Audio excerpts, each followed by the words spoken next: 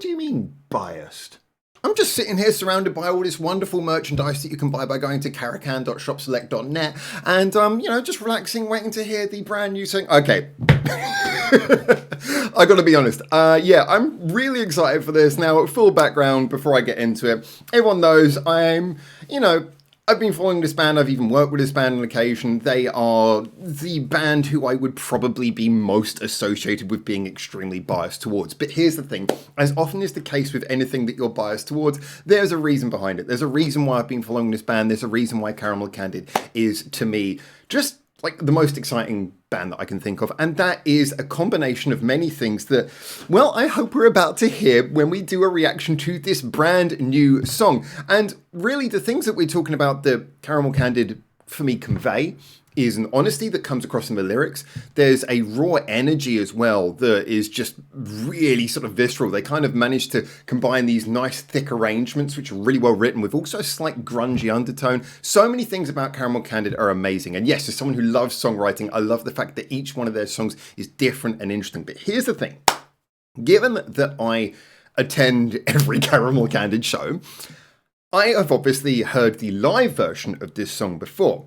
So what's the point of doing a reaction? Well, the reason I want to do a reaction is because they do some great recordings, and this song in particular is the one I have been most excited to hear a studio version of. Because in my opinion, this song, in its live form at least, embodies all of the things that I really enjoy about this band. It's furiously catchy, it's full of energy, it's full of clever writing. I am desperately hoping that this conveys across to the to the studio performance in the way that I would really... Oh, sorry, what's that? Oh, sorry, it's just a Caracan pick, It's a signed Caracan pick, also available if you go to caracan.shopselect.net. Anyway, let's listen to... Let's listen to the brand new song. This is the studio recording. Like I said, I haven't heard it before, but I am there's a lot in the balance for me here because, like I say, just on paper, this should be my favorite Caramel Candid song. So I'm just really hoping that the studio version conveys that as I push up all of my rubber bands, also available by... I'm not going to do it again. You know what I said. Anyway. It's the most annoying intro I've ever done for a reaction video. Just go and buy merch. Let's go.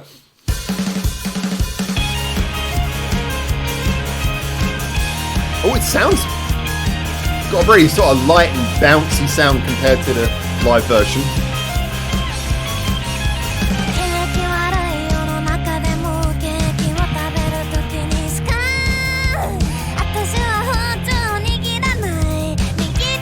I love it's got this nice sparse feeling. There we go, second guitar.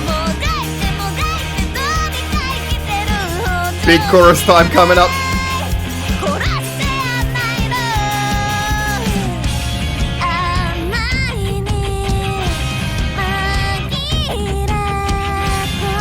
I love this very simple build up to the chorus. The chorus is so catchy.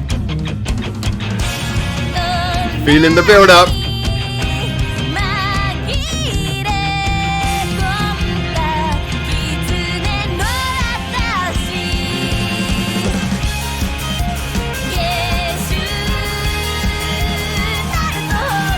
Oh, I love the vocal sound there.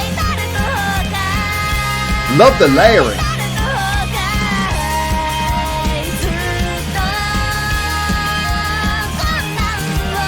Oh, the layering on the vocals. Good production. Good production.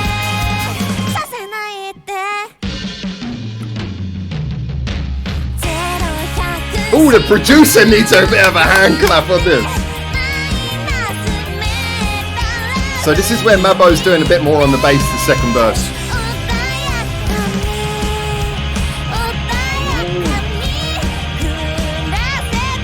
Moko's keeping the rhythm going again.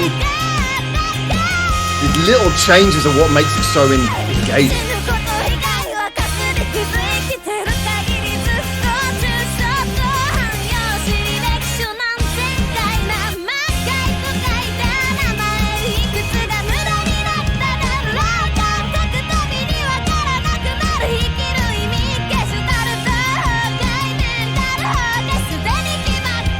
This is a very clear recording, and I think it works. Like that vocal layering.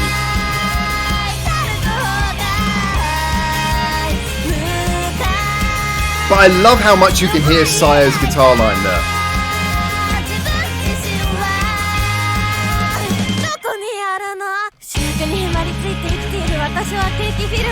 Now, Caramel Candid style, the song ends on a bit of a weird note.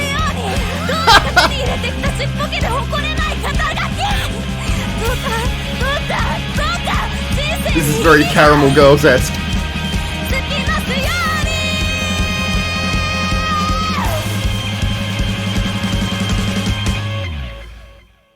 Yes! That was... Do you know what? It's different from what I expected in some ways. And yet, I've got to be honest here. I know the bias. Well, look, you know, as someone, everyone who loves a band knows what it feels like when a band goes into the studio and then maybe you go, oh, the producer messed it up, something like that. This, to me, should I be honest? I do know the producer. Anyway, no, honestly though, the production on this really was perfect because the majority of the song was allowed to be clean. It felt clean, it felt sharp, it felt like everything came across so you could hear every little crunch of the guitar, you could hear the expression in Sire's lead playing. I felt that Mabo's here, you know, you could really hear all of her bass runs as well. Maybe I would turn the bass up a little bit if I'm honest, but other than that, you know, I mean, I love the fact that it was such a clear recording that you could really get everything, but that clarity did not come at the expense of the energy. And this is a big thing because for me, the energy of this song is very much quintessentially in just how active it is, just how much is going on. I mean, you've got a 4-piece band and every single member is playing something different. I mean, the only exception is, of course, Mabo's bass line at the beginning. She's very much following the root note, but that's kind of a setup so that she slowly expands upon that second verse a little bit more. And then as we get to the end, just a bit more expression. So she's kind of setting you up for what comes later by starting simple, but that's the whole thing. This song is build up upon build up upon build up. You know, Mabo's playing gets more complicated as it goes. Moko adds more fills on the drums and, you know, makes the drums more complicated. Obviously, we're hearing the expression coming across in Otto's voice. He's getting more and more tense right up to that final section where she's obviously doing very sort of exasperated sounding vocals, which is becoming a bit of a signature thing for her now at this point. And all of this is pinned together by the chorus, but I love what they did with the chorus here. This is the kind of chorus where my biggest fear is that because it's a